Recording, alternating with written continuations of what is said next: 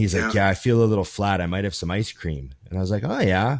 And then I remember you said to the guy, how much ice cream do I get? And he goes, oh, you get a scoop. And you said, can I have 6 scoops?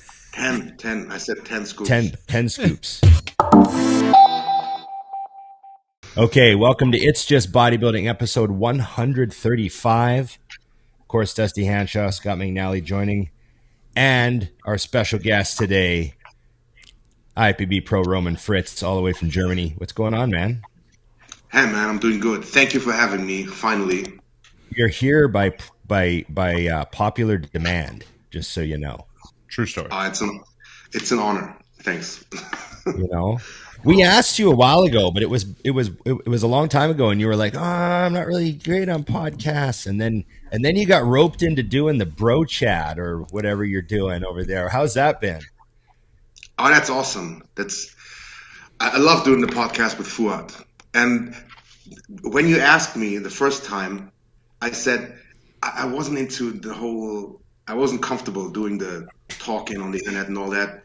But then you had Brendan Curry on instead, so that would be an adequate replacement. So I would have Not bad. Well, you're hard to replace, Roman. I was surprised at how many photos how many comments I got after I posted pictures that we were hanging out in Germany. So many people were messaging me. They're like, you're friends with Roman? Like, it was like a lot more than normal. Like if I post pictures with lots of people, right? But posted pictures with you at the gym there, like, you got to train with Roman? What's he train like? What's it like? All these questions. That's cool. The training was super hard, right? Yes. Hardest workout we've ever had. Ever. No talking. No fun. Just training. Zero fun. Yes. And you hung out by you came to see me at the Mutant booth. I can't remember what day that was, Saturday or Sunday or whatever. And you wound up getting, Saturday, and you wound up getting swarmed just standing just outside the booth. You had your own line. Yeah, that was cool, huh? We had like 2 booths next to each other. Yeah. You didn't even have to pay any booth space fees. You were doing really good. Yeah, we're going to do the same thing next year. Yeah, yep. Keep the cost The down. Roman mobile booth. How do you feel about the bodybuilding scene in Germany and like the good bodybuilders coming out of Germany now? And you seem to be seen as the top dog out of Germany right now. I mean, that's what everyone says when they message me. He's my favorite German bodybuilder. So I mean, what do you think? With Dennis Wolf and Markus Ruhl being out, I like to think of myself as exactly that. But there's one really good guy. His name is Emir Omeragic, something like that. He actually lives 20 minutes from here, from where I am, and he is good. He's doing the Arnold Classic Brazil in next Saturday. Yeah. Oh, okay. He's good. He's working with Chris Aceto. Oh, nice. Oh, okay. Chris is guiding him. Yeah. So we know how complicated that whole plan will be. Yeah. I just saw him yesterday, and he's leaving on Monday for Brazil. And yeah, I think it's going to be good. I think he's a little very worried about Raphael, but other than that, he's confident. Okay, Raphael does look good in those Instagram photos. So But I got to ask you a few questions. yeah, You technically won your pro card more than once, right? yeah, 3 times actually. So just give us kind of like the elevator story on why you did that, because there's very few people that have either done that or had to do that. So the first time in 2009, I was 21. I won the overall at the World Championships, and that was a pro card being given out for that, and I didn't take it because I thought I wasn't good enough, and I wasn't. My career would have been on ice for the next 5 years because I think I weighed in at 100, about 227 at 5'11". So there was no point in doing a pro show because, then then I had a little bit of a hiatus, not from competing. I just fucked up a few times. And then I won it again, at least they told me I won it in 2013 at the German Nationals. I won the overall. They told me I won it. They actually congratulated me on winning my pro card, and the president asked me, what pro show do you think you're going to do first? And I said, I don't know yet, let's see. And then in December, when I asked them, how do I get my pro card now for the next year? Like they were like, yeah. And they were like, kid, we're sorry, it's not going to happen. What? I said, what do you mean it's not going to happen? I won it twice already. Yeah, they changed the rules for next year. So but they changed it for next year, right? So I'm supposed to be grandfathered in. Yeah, I'm supposed to be grandfathered in. Yeah, there was still with the Rafael Santoja guy, with the other federation. They were still together. They were like, maybe you could try make a donation, a small donation, and then we can rethink the whole thing. And I said, I what the fuck am I supposed to make a donation for? Yeah, then just win another one. Just win another one. So some old guy tells me to just win another one. I'm not even sure he's ever competed. So I went for it in 2014. From that day on, in December, I said, okay, I'm going to win another one, and this one is going to be undeniable. And I won the Amateur Olympia in May, 6 months later, in Prague. And also the overall. Rami won that show the year earlier. So I'm happy. I'm actually lucky I didn't get to do this one. Yeah. And that was and then I stood on stage, actually, with the big pro card. Yeah. That said overall, and now I had like photo proof, and no one could take it from me. That's unreal. Yeah. Do you ever see any of these old guard people from the old federation that did that to you? Do you ever see them at shows? Are they around? Are they still doing this sort of thing? Yeah, they're with the other federation. There's a little bit of a rivalry between the Elite Pro and the IFBB Pro League. I think the Elite Pro League, which are more of the old guys, like you said, they have a bigger ego problem than the NPC has. For example, if you do an NPC show, you are banned from doing the Elite Pro League. Right. Yet, if you do an Elite Pro League, you can still do an NPC show. They won't ban you, but they will ban you the other way around. Right. Yeah. So there's a bit of an ego thing going on over there. Right. So you're happy to be rid of those people, is what you're saying? Yeah, finally. I have a few more stories, but Wow. So you're not the only one, is what you're saying? Yeah, and it happened to me a couple times. For example, when I won the World Championships in 2009, I figured, and the German Championships were a week later. I had already won that. And then they told me, I said, yeah, I won the World Championships. I'm going to win the other one too next week. And actually, when they heard me say that, on the bus ride from the venue in Poland to the airport, someone came up to me and said, I heard you were going to do the German Championships next week. And I said, yes. And they were like, well, it is better for you if you didn't. And I said, okay, understood. Yeah. Yeah. And then the guy who won the German Championships came because they had me get guest post there then instead. And the guy came to me after the show, after he won, and said, "Yeah, thank you for not doing the show. I heard they told you to not do the show, so thank you for not doing the show." I was like, "What the fuck? How can you be proud of your win if they pushed me out of it?" You know what I mean? Oh man, crazy.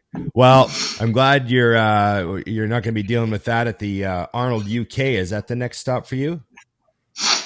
Yeah, I figured I'm gonna do a show in September. There's 7 shows actually, starting in September till the Olympia in Europe. Wow! Wow! And there's 2 in Spain, 2 in Italy, 1 in France, 1 in Romania, and then the one in the UK. Mm-hmm. So I might as well do all of them because I can fly there pretty cheap. And we know you'll be absolutely shredded at all of them. Yeah, probably a little flat at the last one, but you know. At the 7th show of the month. Not if you eat enough ice cream on the flight, Roman. You'll be nice and full. Oh yeah, remember when I ate the ice cream next to you? Yeah. I think it was like was that the first time we met? We met the first time. I think we met in person in Tampa, right? Yeah, I was at the Tampa Pro. I remember Akeem won that show. Mm-hmm. And you were just peeled, and we were sitting together. Was that after prejudging when you ate that giant bowl of ice cream? I was before the show started. Before prejudging, he comes down and we meet in the lobby and we're chatting, and he comes and sits with me because I'm going to order like a burger or something, and I'm ordering breakfast maybe, and he's like, "Yeah, I feel a little flat. I might have some ice cream," and I was like, "Oh yeah," and then I remember you said to the guy, "How much ice cream do I get?" And he goes, "Oh, you get a scoop." And you said, "Can I have 6 scoops?" 10. I said 10 scoops. 10 scoops. Before the show. Can I have 10 scoops? And the guy goes, yeah, like, okay. And you're like, just in a big bowl. So he brought you like a giant bowl that they would serve like a pasta dish in. Oh my God. And it was all these fucking scoops of ice cream just piled in there. And you just fucking sat there and ate the whole thing, talked to me. What flavor was it? Yeah, it was just vanilla ice cream. Yeah. Oh, okay. And then you went out on stage with like the flattest stomach, just shredded to the bone, 0 bloat, probably the smallest waist in the whole show. Well, that was because it was vanilla. I'm just thinking of how much lactase enzyme his body's cranking out to move all that along. Yeah, what he didn't everyone else before prejudging, he dropped the giant bomb of shit to flatten out his stomach from eating all that ice cream. Yeah, that was all calculated, you know. Yeah. Very strategic. You certainly weren't flat at that show. Yeah, and you slept in my room too. I gave him the key because he's like, I had to check out of my room this morning or whatever, and I was like, oh, and I'm like, do you need a place to have a nap? And you were like, yeah, I'd love one.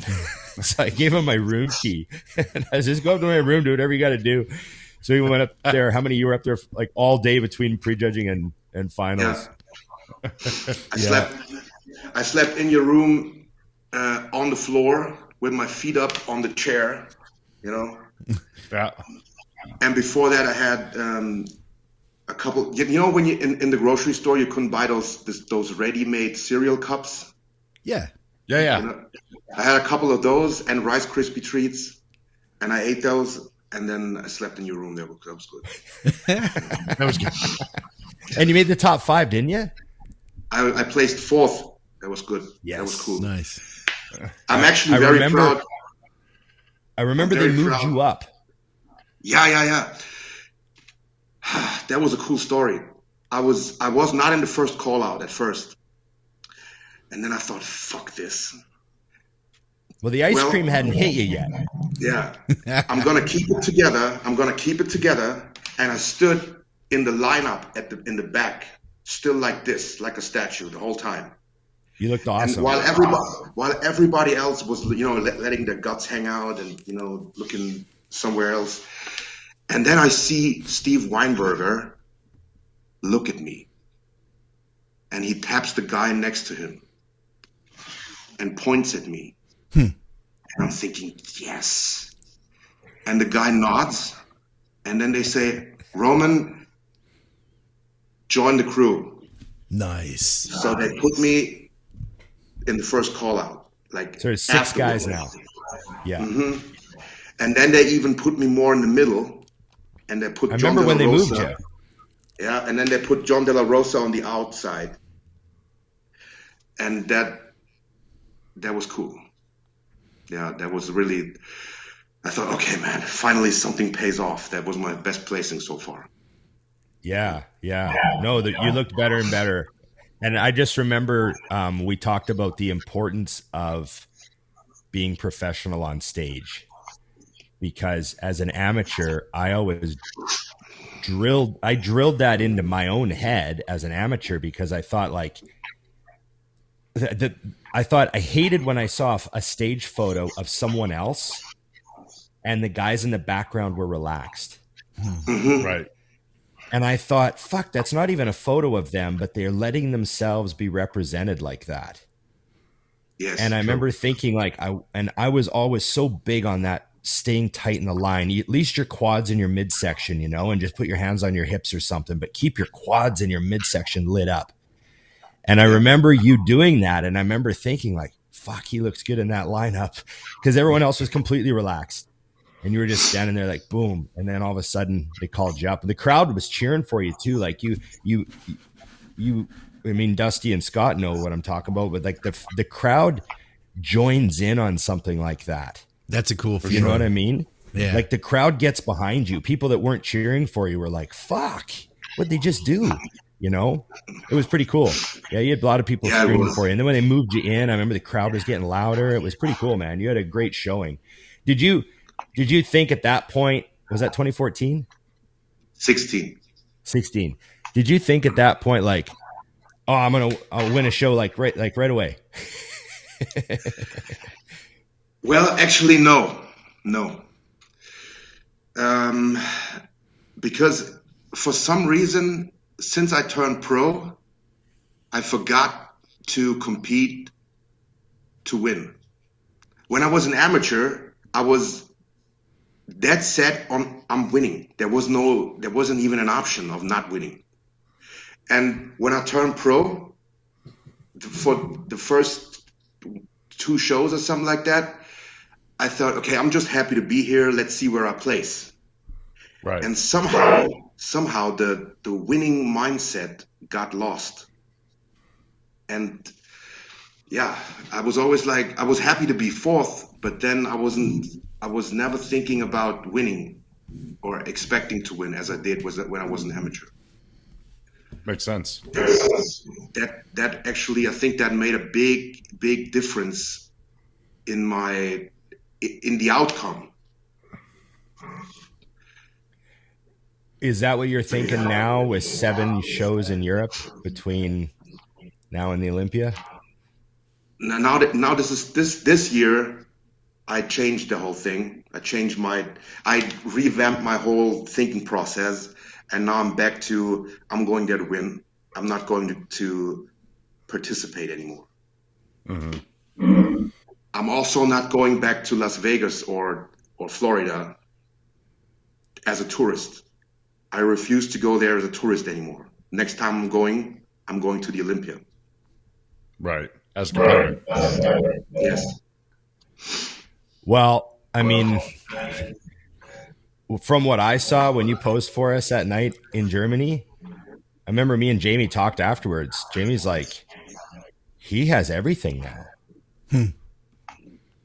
And I was like, yeah. Like, what did you do to your back? I just like, you're bigger, man. You're like way the exact thicker. opposite. I did for back specifically. I did the exact opposite to what people are supposed to do. Because I was always doing dumbbell rows, barbell rows, T-bar rows, and deadlifts. And then when I had the hip thing, I wasn't, after the surgery, I wasn't able to support the weight anymore without pain, you know, the bent over position. So I had to do, when I did a barbell row, either very light or use the Smith machine, which actually is my favorite rowing variation now, or I had to do something chest supported. And when I started doing that, my back actually got a lot better. So that's the main difference. What do you think? What did you weigh in Tampa when you got fourth? 240, 240, not more than 240, maybe more like a 237 or 238. And what do you weigh now?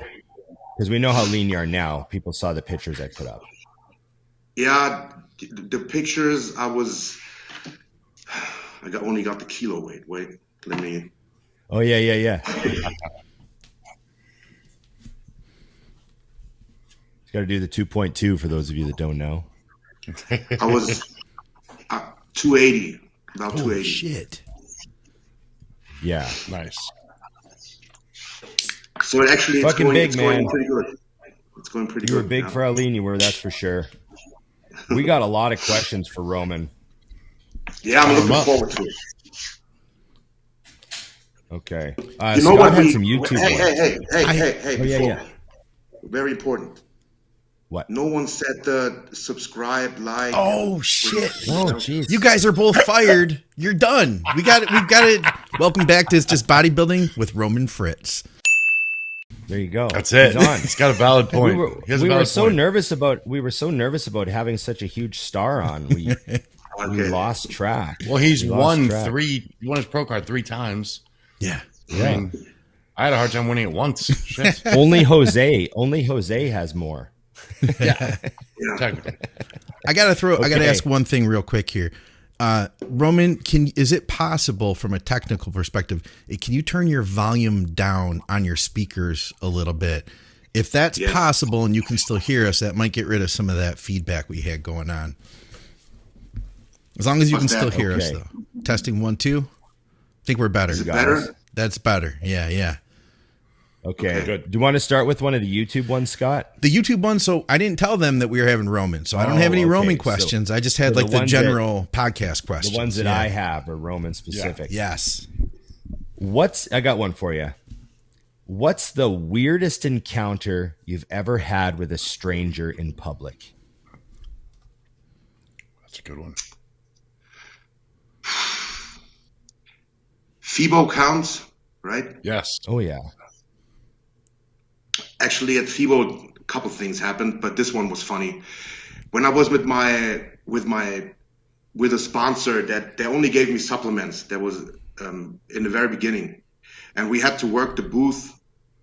Oh, that was terrible. We had to work the booth fully tanned, like as if we were competing, and the posing trunks on, and then pose the whole day. Oh my God! Literally for 4 days. Yeah. What was that company? They're called All Stars. Yes, because I used to see those guys. I remember that. I always thought that was terrible. Mm-hmm. And then one guy came up to me and asked me if he could buy the posing trunks I'm wearing. And I was, of course, I'm wondering how much would I get for it. Of course. And he wanted to give me $1,000 for the exact pair that I'm wearing right now. I'd have sold them right then and there and handed them to him. There you go. Barter. $1,000. If he starts at 1,000, you could get a good 1,500. I'm telling you. Scott's going to spend time going up on this. Yeah. You take your time. I was only 19 at that point, so I thought that was so fucking weird to me. And then there was another guy at the same FIBO, and he was following me around with a camera, with a camcorder like this. Like I wouldn't notice it the whole day. If I'm in the, you are his I went into the bank. restroom. He comes into the restroom, and I go to eat. He's sitting over there on another table to eat. You know, it was the whole day. He followed me around with the camcorder. That was weird. And you're only 19. Mm-hmm. Oh, that would have been been I thought, weird. What am I getting myself into here? I don't know about this. He's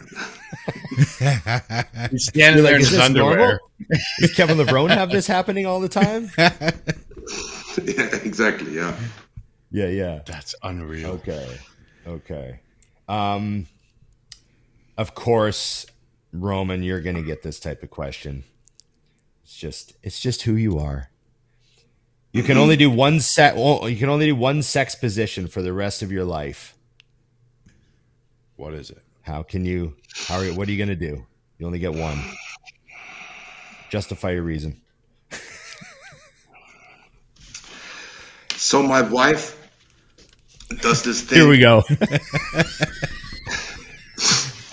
My wife does this thing where she sits on top of me, but she doesn't sit on top of me with her legs back. She like squats down on me. Yes. And we call that the magic trick. Because that's what feels the best for me. And I like it the most. So that's what I would do. The magic trick is the one. Roman Fritz, the magic trick. I see a t-shirt. I do too. Yeah. The magic trick, just on the back maybe, and it's just those who know. We got the timestamp too. It's all it's going to say for this part of the show. You know, I have one question for her because she's doing like a squat in the bottom position. You know, right? Okay, but it's awesome for me. Okay, you should probably hang some sort of a support bar from the ceiling. Yeah, you could do like a bungee cord. She could do band assisted. Yeah, assisted. Yeah, like reverse banding. We have one of those. Yeah, reverse banded. Exactly, Dusty. There you go. Good for her knees as well. I love the memes about the fitness girls. It shows them like fitness girls' knees in the gym, and they're doing curtsy lunges, and they're jumping and doing plyro, and then it's like fitness girls' knees in the bedroom, and they're squatting down, going, "Oh my, I can only do 10 seconds." Yeah, I like that meme. All the complaining. Okay. You didn't let us down on that one. I was going to ask if there was like a front to back, like if there was that, or if it was this, but you answered that.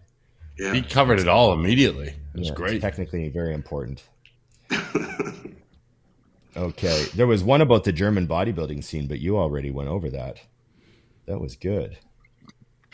How would you rate your genetics, Roman, overall as a bodybuilder compared to the top pros and the worst amateurs? How would you rate your genetics?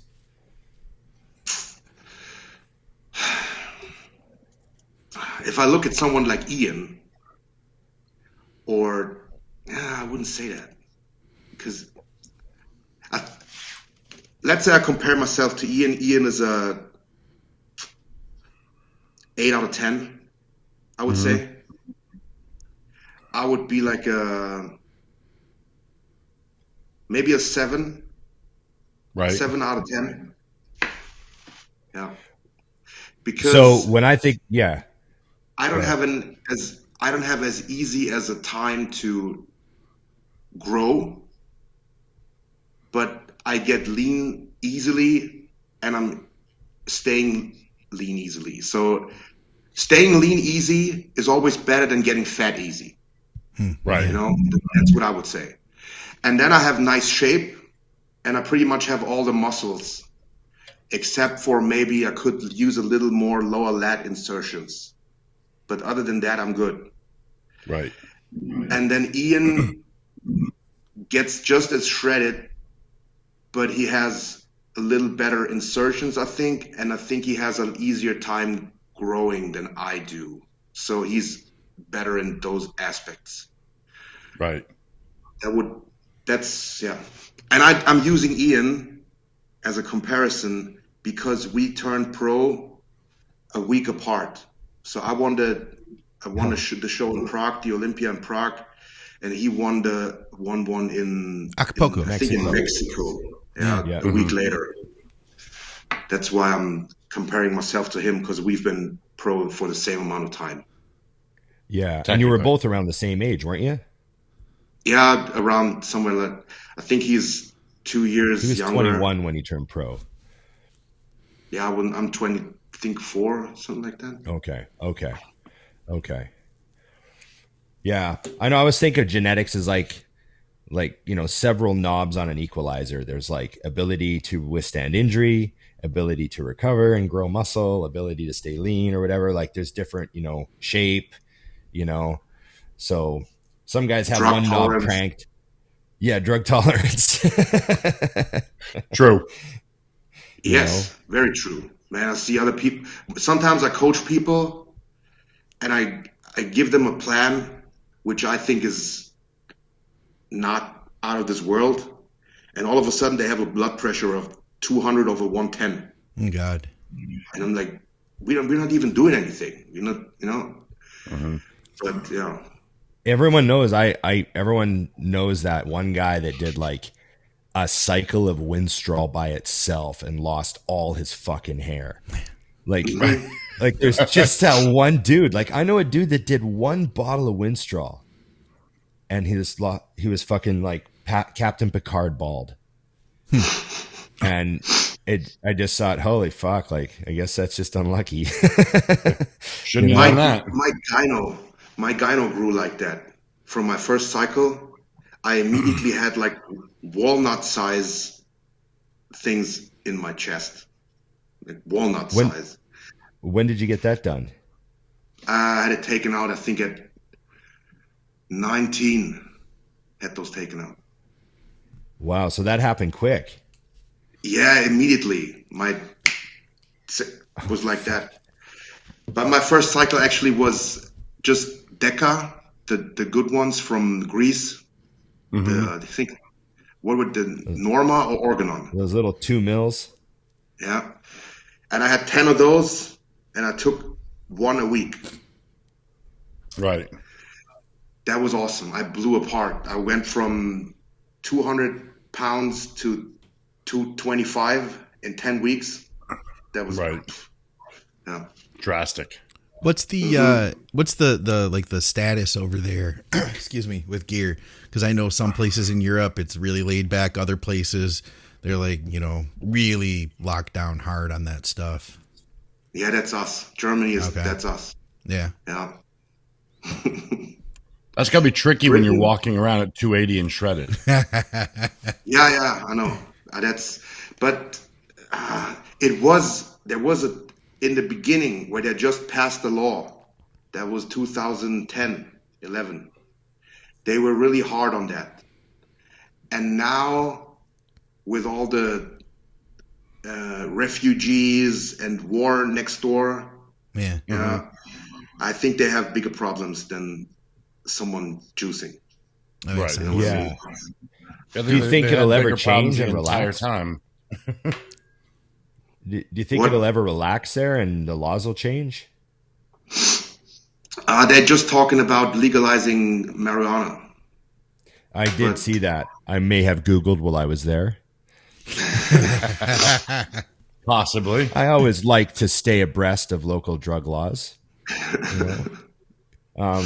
So yeah, I did notice they were looking at possibly legalizing in Germany, which would be very interesting because, you know, Germany's always kind of been a pretty tough place to be for all that sort of stuff, hasn't it? Yeah. And as soon as that happens, I'm going to invest in stocks in German marijuana companies, cannabis companies, because they're going to blow up. Yeah. Yeah. That's what happened here in the U.S. Like it's like a huge economy now, you know, after like here in Michigan, everything's legal. A lot of states, everything's legal. Mm-hmm.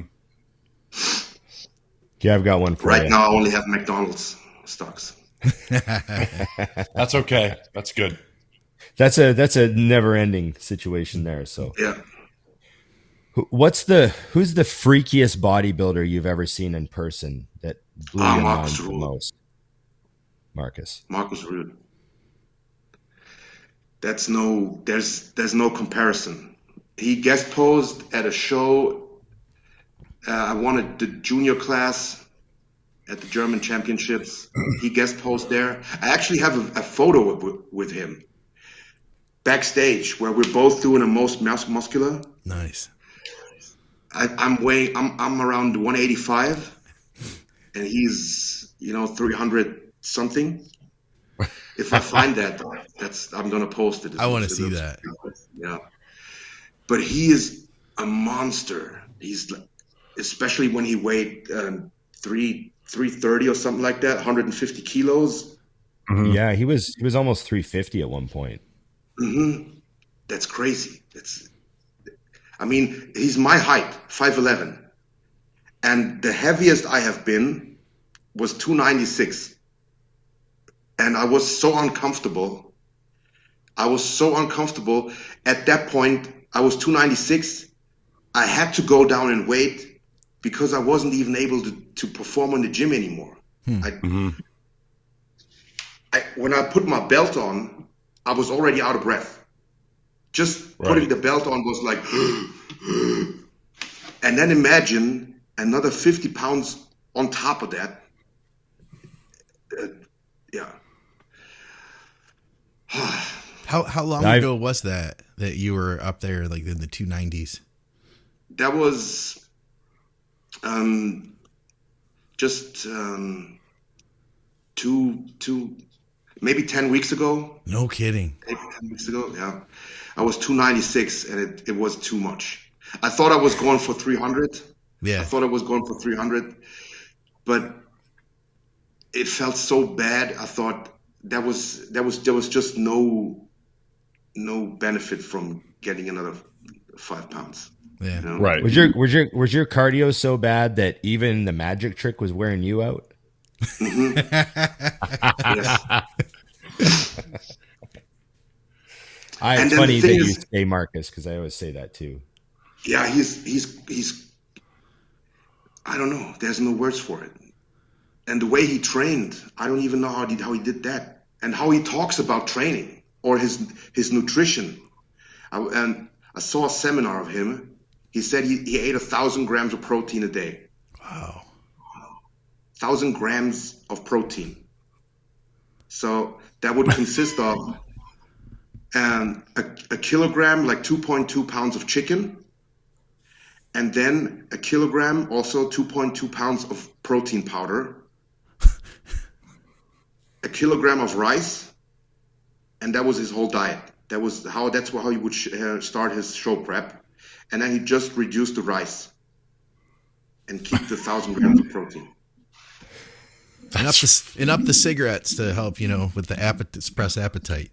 No, he said pack as he got closer. Training for a show, he'd stop smoking. No kidding. Yeah. That's interesting. Smoking is only for the off season. Huh. That's just so funny. That dude is crazy. What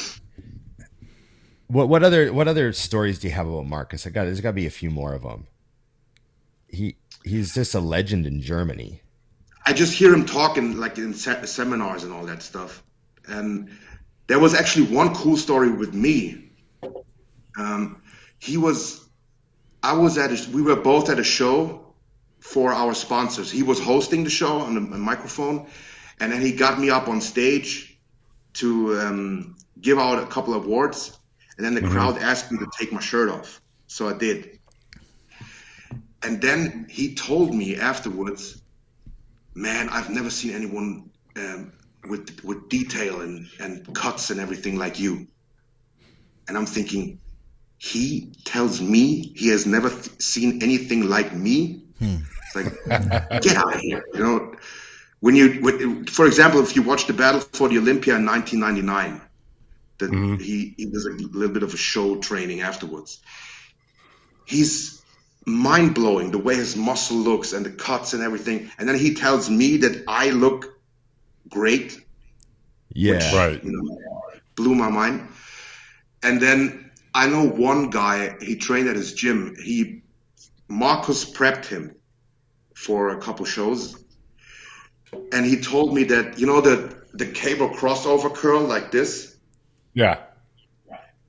And then we talked about, someone training hard and blah, blah. And he said, man, you haven't seen anyone training hard until you've seen Markus do those curls with 150 pounds on each side of the stack, spitting and cursing and grunting, His wife helps him, do the movement. His wife looks just as jacked as he is, just smaller. Yeah. And I have this picture in my mind of him doing that, with 150 pounds, Full stacks, yeah. Full stack. Yeah. That's wild. Yeah. I loved his one training video where he was doing like those super wide grip incline Smith presses Yeah, at the very that end. he used to do right out by the end of the Smith machine. But wasn't he doing like 5 plates or something crazy? Yep. Yeah, exactly. 5 plates. Yeah, just nuts. And Smoking in the when parking he lot. at his gym, you know, when you have an Olympic bench, he also used a flat bench, you know, with the same grip length, with the same grip width. And they had a special bench welded for him at his gym where you put the bar in is actually here, so that he can grab the bar out there. Because normally over here is where the hooks would be for the bar. Right. So he had a special bench made for him with a narrow you know, rack. Sort of like a super old bench would have been. Yeah, like in pumping iron. Yeah. Yeah. Where you have to be careful loading each side because you don't want to tip it. Yeah. But he had a special one just for him so he could do the ridiculous wide grip. bench. Yeah. That's wild. You got one, Dusty? I was reviewing. You have tons. I didn't throw any up for this one. Do all German people love Rammstein? I don't like Rammstein. I don't Not like a There you Rammstein go. fan? There we go. Yes. We got one. I don't like the humor of it, you know, the humor of the band's name. Because Rammstein is an Air Force base, an U.S. Air Force base, and they named themselves after it because there was an accident at a flight show, you know, where the planes do like tricks and all that stuff. Yeah. Right. One of the planes crashed into the crowd, burned a few people. Right. They made a song about that and named themselves after this incident. And I can't really figure out if they did that to criticize or if they do that to kind of make light of it, like fun of it, you know? Right. Yeah. Because the song, when you hear the song, it sounds like, haha, funny how that happened. So I don't like the band. What do you listen to? What kind of music do you like? Right now, I always get like, you know, when you always have like phases. Yeah. You have an Eminem phase. Right now, I have a Creed type music phase. Okay. Yeah. Somewhere Yeah. in that. Yeah. Oh, so you're doing like early 2000s hard Yeah. rock, kind of. On Spotify, Kind of. there's on Spotify right now. I have a 2000s mix that's on top of my list. There's also hip hop and everything in there, and a Creed mix with all bands in that genre. Yeah. Nice. Do you listen to music when you're training at all? Or are you one of the guys who just wants to like have it quiet or, you know, don't care or anything like that about the music? It depends. Sometimes I have just silence in my gym. Sometimes I put in headphones and then I listen to something like that. Okay. Because I got to tell But you, the funny man, thing is, you're when one I of the do a heavy set, yeah. when I do a heavy set, like a heavy squat or something like that,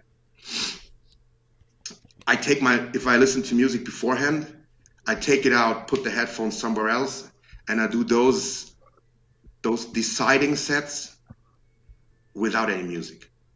No kidding. I just get better focused like that. That's wild. Interesting. Tell us about your gym. When Yeah. you say your gym, you mean your compound? Yes. So it is some kind of a workshop, right?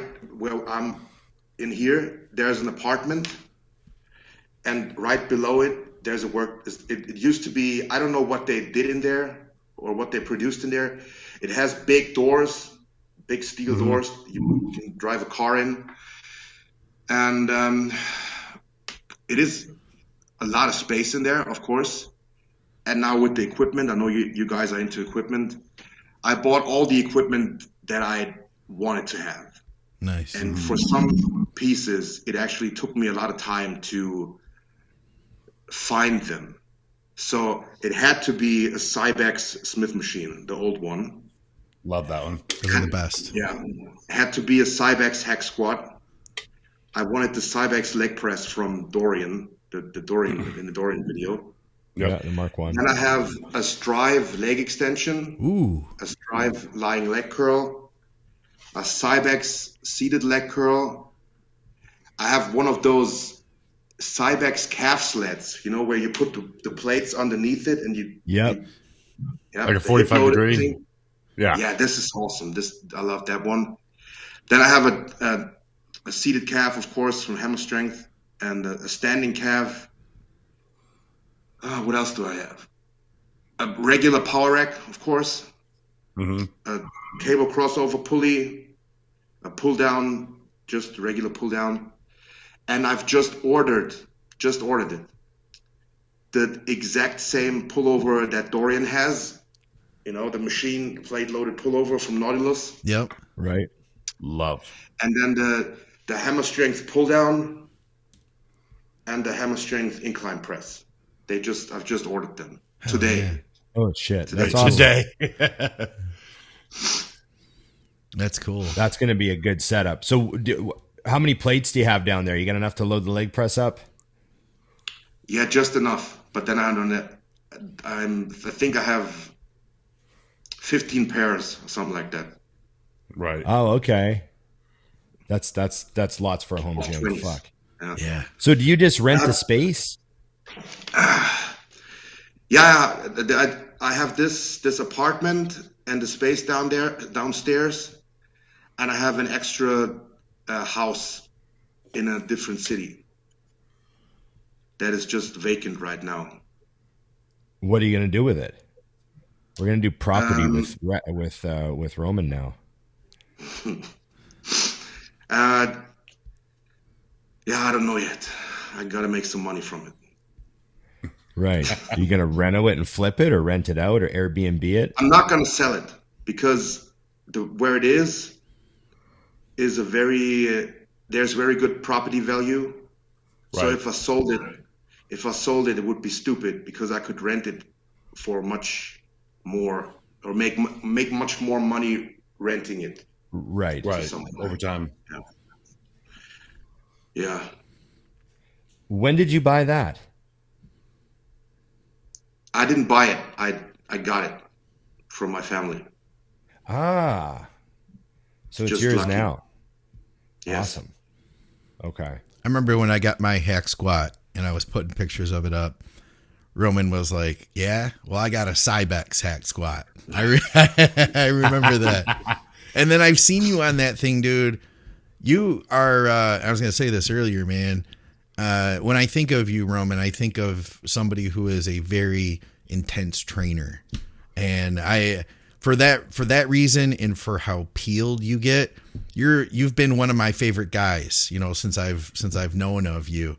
Even if like you weren't like winning the Olympia guy and all that, it's like I don't feel like you necessarily need to be. You've got a cult following. You know that? Like Sure. You've got a hell of a cult following. And like you guys were saying earlier too, everybody in Germany knows Roman Fritz. Like literally I bet you can't even like walk down the street without you can't go in. Let me put it this way. You probably can't go into a gym without like everybody there knowing who you are. No, of course not. But first of all, thank you, man. Thank you. I mean it, dude. I've wanted to tell you that for a long time. I think there's those intense guys out there, and it's like it makes me happy in my heart to know there's like people that are still treating bodybuilding that way. You know what I'm saying? Yeah, Thank I like you. it. That's exactly how I look at Dusty and Ron. Hell yeah, both of them. I watch agree. their Instagram and all that stuff, and even you. There's a few people you can tell they're training hard and they're putting their all into it, and they're Right. not just doing it to look good on the gram. Yeah. And then with the other question, sometimes it even happens that actually happened a few times. So I'm driving in my car on the highway. Someone pulls up to me next to me and honks his horn and goes like this. I love it. Hell yeah. And then they It's a text me later on universal symbol. Instagram. I get on Instagram and I was like, hey man, I saw you on the Autobahn 93, blah blah. That was me. And I was like, yeah, cool, man. That's awesome. That's funny when you get the flex from somebody in your car of all places. You can barely see you, but they knew who you are. Yeah. How fast are you going on the Autobahn? I have a distinct. It's like a blue BMW with a special kind of color. So some people actually know my car, and when they see me with my license plate, and then they Now you got a custom plate picture too? Of this color too, because now I want to see this. Just don't send me a picture after this is done. Yes, post it even better. What's the plate say? No, the plate doesn't say anything special. It's just in Germany, the plates are labeled by cities. Right. So my city is Munich, and then they see that BMW with the color. I see. Okay. And then they see the city on the plate. And then they think, this has to be Roman. And then they try to go next to me. Yeah. Look over and they see me. Causing accidents because people want to come throw a flex at him. Yeah, actually, in front of my house, every time I train for like 10 minutes, because I can't eat right after training. I need like a little bit of a calm down period. Yeah, I've seen your sets. I understand. Yeah. So I do I walk 5 minutes the one direction until there is a train station, and then I go 5 minutes back. And sometimes I do that when the weather is nice. I do that in a tank top. Oh God! And then actually, there's been 2 occasions where I've almost caused an accident because people were looking at me. And then I hear like brakes, and then horns. Yeah. And I'm like, gosh, it happened twice. You got to stay covered up. That's never happened to me, just for the record. It's called the Pam Anderson effect. Exactly. Doesn't usually happen with men, but Roman makes sense. Yeah. The exception is made. Thank you for tuning in to another podcast here at Think Big Bodybuilding Media. If we've provided value to you today, then please consider contributing to our show. You can help support the show through Patreon. Every $5 helps to pay for the software and the hardware and everything else that goes into making a podcast. You can also contribute by using our code at True Nutrition. True Nutrition has been our title sponsor for several years now. I'm super grateful for them, and I've believed in True Nutrition supplements long before they sponsored our programming. You could use our code THINK for health supplements and performance supplements. Feel free to hit me up if you have any questions. And if you're in Canada, check out supplementsource.ca. They have free shipping over $99, huge discounts on overstocked, short-dated, and label-changed products. Plus, they have all your normal supplements too. Thank you guys for listening to the commercial. I hope you're having a great day and that your bodybuilding is going well. Let's get back to the show. Oh, I had multiple questions about your hip. Do you want to talk about your hip at all? I don't want to bore you. Yeah, of course. Whatever. How would that hip replacement go? A bunch of people messaging. They're like, I just got my hip done. How long is this going to take to rehab? Like that sort of shit. Just what happened with your hip? So I had a hip. It's called dysplasia. It's just that the head of the femur bone, the ball that goes in the other way around, that goes in the socket, they weren't shaped 100% matching. So over time, you get a grinding effect in there from just regular life. And then, of course, deadlifting and squatting didn't help. Obviously, you don't know that when you get into bodybuilding. You know, who gets their hip or their whole body MRI'd to know if there is a problem in the future, maybe. Right. Yeah. So I get this pain in my hip. Long story short, after a couple months, I couldn't walk anymore. I wasn't constant. So I got it replaced. And then just talked, I also had a near-death experience just like you had, Dusty. Mm-hmm. So I had it replaced. Everything went great. I did my own rehab. I went to the rehab facility. One day I went to the rehab facility and I said, this is shit. I'm not going to do this. Yeah. I did my own rehab, just sitting down on chairs, getting up. That was my first leg workout. Just sitting on a bench, getting up. Sitting on a bench, getting up. I think I failed at 13 reps. Yeah. And I was sore for a week. The muscle and the hip, or just the muscle? I got the whole hip replaced. I got the hip joint taken out, and I have one of those titanium rods in there. Oh, okay. So it's like it's different style than they do here. But I'm saying, when you were doing those exercises, were your hips sore or just the muscle? No, my quads were sore. It's just like I did a leg workout, you know? Right. Yeah. And 7 weeks after the surgery, I was already deadlifting 420. So went awesome. Couldn't even be better. And then I got an infection. Somehow the whole fucking thing got infected. My ass, where the scar is, it blew up. It was red hot, blown up. I went back to the hospital. They said, yeah, we don't know where that infection came from, but obviously they put it in there, you know, during the first surgery. Mm. So they had to take out the whole thing again, put a new one in. Mm.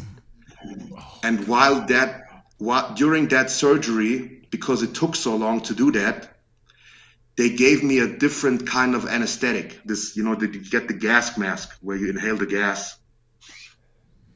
And I was somehow allergic to this gas. And then I got something that's called malign hypothermia. Which basically means your whole body cramps up, all your muscles contract, and that contraction causes so much heat that you die from it because you just cook yourself. And they told me there was 9 out of 10 people die when that happens. I didn't. But I was in a coma for 3 days. And, you know, I was in the hospital after that for another 2 weeks. I went from 275 to like 220. Yeah, pretty similar to what happened to you, Dusty. Yeah, I think. How do I not know this? Yeah, everyone's been in a coma but me. Yeah. No, don't say it like that. It sounds like you're asking. You're good. Ron's good. We'll tell you about it. Yes. Yeah. So you were out for essentially 3 weeks straight, but between the coma, well, then 2 weeks of the thing. When you got back, when you got done with the hospital, what was the recovery then? Like, what'd you have to do? They just got me out of the hospital, said, okay, you're good now. I had to take antibiotics for 3 months. 3 months straight. Like the heaviest antibiotics you can imagine. So my waist was really small at that point then, you know. Holy shit. Yeah. And then I just started back, you know, training. And just like you, there was in March, so actually just over a year ago, I went back in. I did chest first, really light, you know, 25 pounds on each side of the Smith machine. Yep. And worked my way up, did the whole getting up of chairs, squats. Then I, you know, took a 20-pound dumbbell in my hand and squatted, and then just worked my way back up to where I'm now. Which is a super slow motion, 5-plate aside squat like you've never seen in your life. Yeah, now I'm back to actually, yeah, exactly. Pretty strong now. I mean, that's cool. You got to put a video, like the control on your squats. I've never seen anyone squat like that in my entire life. It's like Thank you. So slow and so controlled. Yeah, and every rep is the same. It's bananas. Yeah. Are you counting in your head, or is that you just kind of just train slow the tempo? Negatives? Yeah. No, I just do it like that. I don't count like 1, 2, 3, 4, or then 1, 2, 3, 4. That's how I do it. Actually, I like doing it like that, especially now after the surgery, because at the very bottom of the squat, my hip feels a little bit shaky, the replaced one. Mm-hmm. So I'm worried that when I bounce, it slips out, underneath me. Right. You know? So I have to actually pull myself down with my hamstring. Right. Yeah. And then the first thing that contracts is right in my hip, like the top of my, where the quad goes into the hip. Yeah. That's the first thing that contracts. And then that shoves me back up. So it's really like as isolated as possible. That's how I do it. No bouncing out of the bottom for me anymore. It's wild though. I mean, it's cool to hear because I feel like that I have a lot of times clients will say like, oh, I don't feel squats as much. I don't feel hack squats as much. And they're comparing to like an extension, which of course that's different. But I think it's because you're not like you literally just described the first muscle to contract. That shows how connected you are to a compound movement, and you're doing it with 500 pounds on your back. I mean, that's wild to watch. I got that from Ben Pakulski, actually, from his videos. Mm-hmm. And he said his main message, one of his main messages is that the muscle that initiates a movement is the muscle that dominates the movement. Yeah. When you do for example, when you do a hamstring curl and you see people, the first thing that moves is their ass going up, their lower back. Yeah. So there's no way their hamstring is doing the brunt of the work. Right. Yeah. And that's exactly how I approach all my repetitions. The muscle that initiates the movement is always the muscle I'm going for. Does the most work. Yes. That's fantastic. And then also going back to what Ron said about the back training, that is also something I have changed about my back.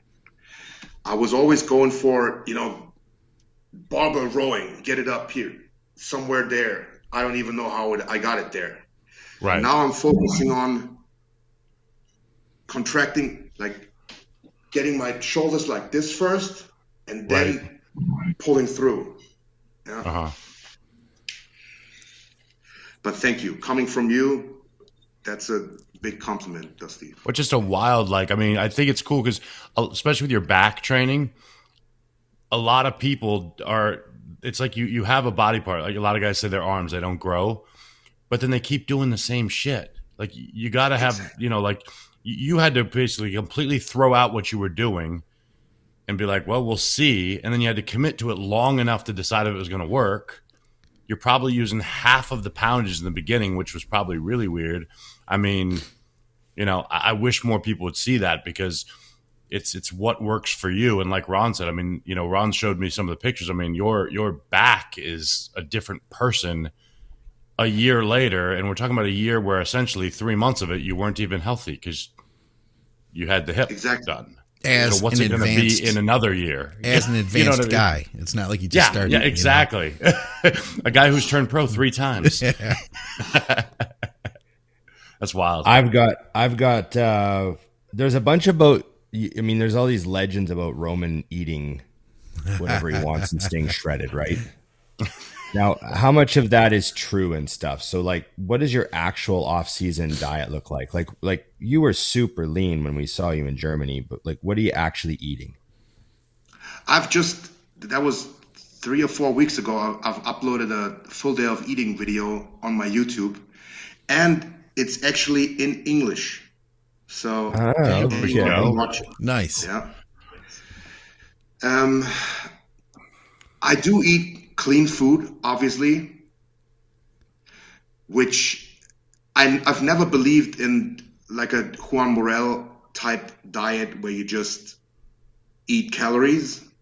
Right. Not that I have anything against Juan, but because it obviously worked for him. Yeah. But I've always thought that maybe I could do it. What if I can just improve? You know, the same. I've talked to Victor Martinez once about that. I asked him that question about Juan, how he eats. And then Victor said, well, maybe he could look even better if he ate clean food. So right. I thought, it's got a point there. So I was always just into improving my ability to eat as much clean food as possible. And yeah, that's what I did. I do 7 meals a day. 2 of those meals are shakes, so protein powder. And then it's just the brunt of it is for carbs is rice, fruit, a little bit of fruit, red meat, and then some chicken or fish and eggs, whole eggs. How much rice would you eat in a serving? Like grams? Yeah, in grams, okay. A regular meal is 200 grams of rice weighed dry, so 150 carbs.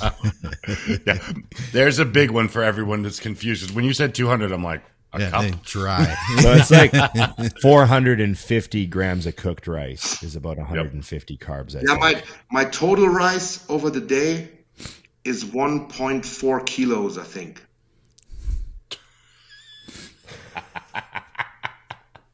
And then my total. I can see this on a plate right now. Someone calculated it for me in the full day of eating video. It was that was what I've been eating for the past. I think before that I was eating that for like 4 or 5 months every day.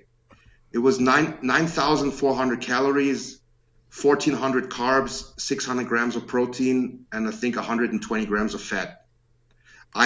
I hadn't realized that, but this guy has calculated the macros after he watched the video and posted it below.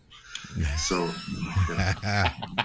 I did not realize I was eating 10,000 calories of clean food a day. Yeah, it was. And then people always ask, oh, yeah, what is your cheat meal? What is your favorite cheat meal?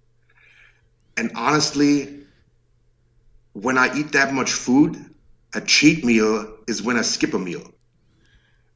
That's my because he doesn't want to eat. Yeah. I take a meal off.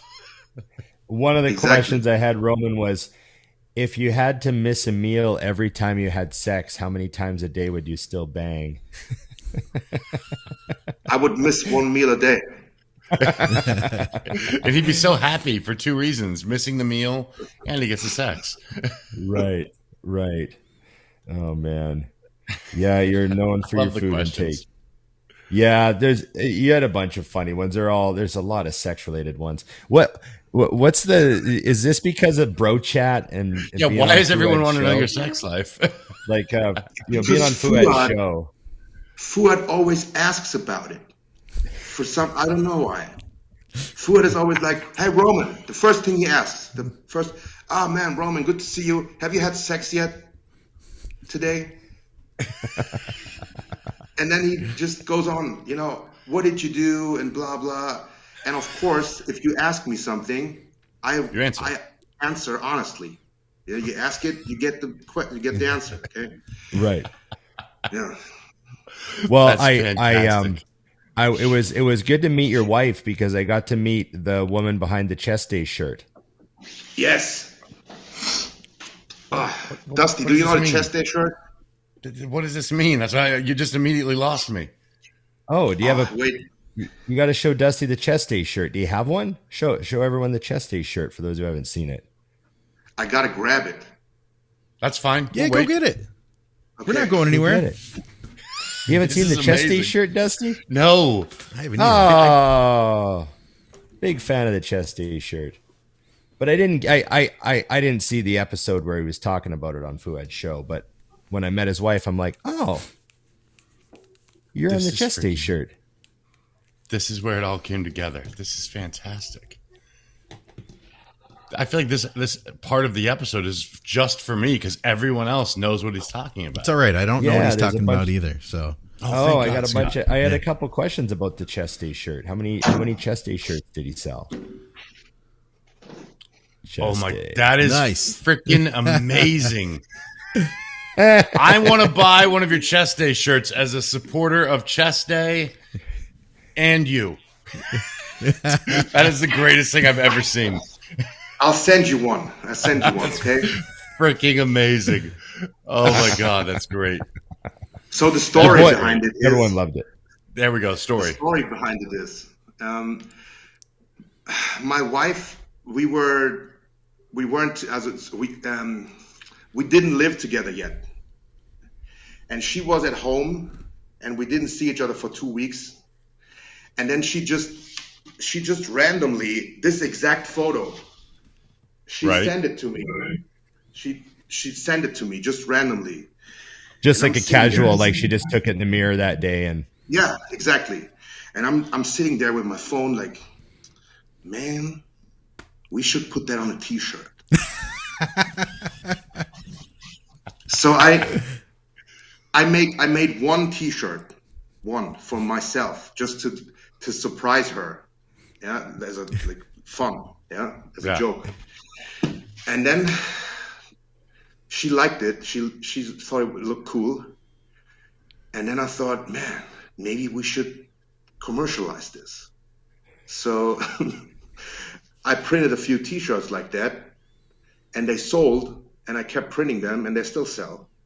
And now all over the world, your wife is on a chest day t-shirt. Yeah. That is the greatest thing ever. How many shirts have you done, Roman? How many shirts have you had? Like different ones? I've done a couple orders. The biggest one was 500, and they sold. But I've done a few with 100 and then 100. Yeah. Mm-hmm. Funny thing is, a lot of them go to Australia. So shout out to all my Australian supporters. Thank you. And yeah, of course, then Canada and the US, and then Germany, of course. But a lot of them go to Australia for some reason. That's so. When is the glute day shirt coming out? We thought about that somewhere, but like a leg day or something like that. Yeah, you have to. You've got to keep the what do they call that when it's like in the same series thing? You need a series. The series must continue. I mean, there are other muscles that must be trained. I could see a guy hits chest on Monday, so he's got his chest day shirt on. The very next day, he walks in with a leg day shirt. It's a slow collection of Roman's wife in his house, and his wife's pissed. No, she loves it. His wife. I mean, the other guy's wife. Of course, your wife loves it. It's fantastic. But it's my favorite bodybuilder's wife. You don't understand. I'm supporting Roman. Yeah, for one drop, we did order a shirt and get a free poster with it, like a free, like big size poster, and that sold quick. I'm telling you, man. That's so genius. Oh, I need a chest day poster. That's what I really need. We could move Jay out of the corner here. I'm circling him on my screen. You can't see. Jay's been up a while. That would become chest day. Maybe chest day. Maybe Jay needs to go like over here somewhere, and chest day needs to go right here. I know Emily would support chest day being right there. I know she would. Oh yeah, she'd be all about that. Okay, I'm gonna send you all chest day shirts. Don't worry, dude. You're amazing. Okay, we're very happy. Thanks for coming on the show, man, and giving us an hour and 20 minutes of your time. We really appreciate it, dude. No doubt. It was my pleasure, man. Yeah. Guys, thank you.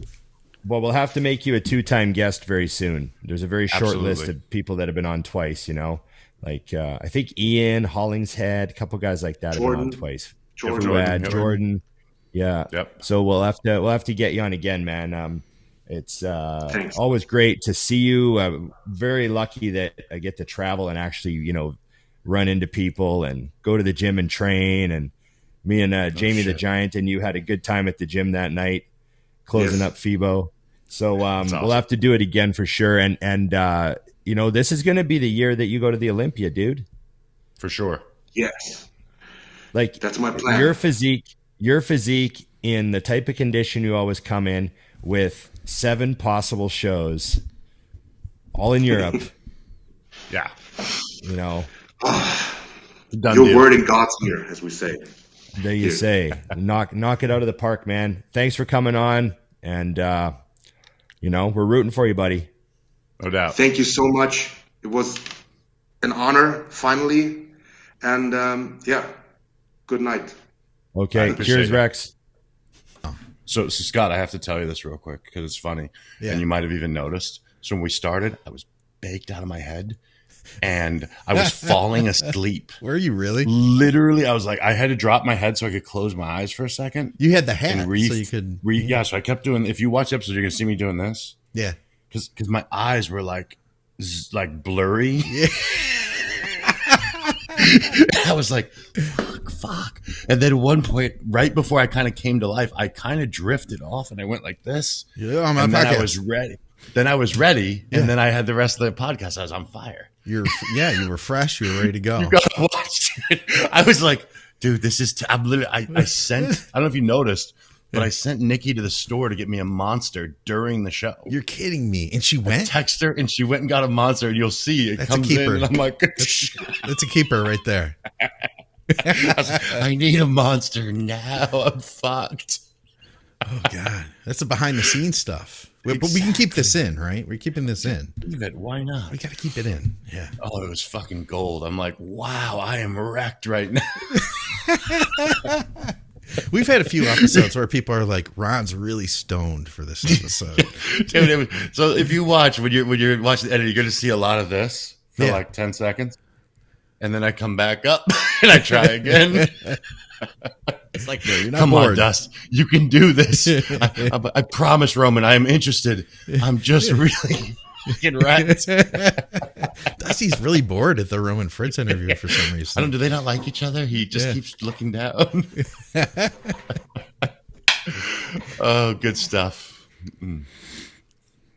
Fuck. Nothing. Can't do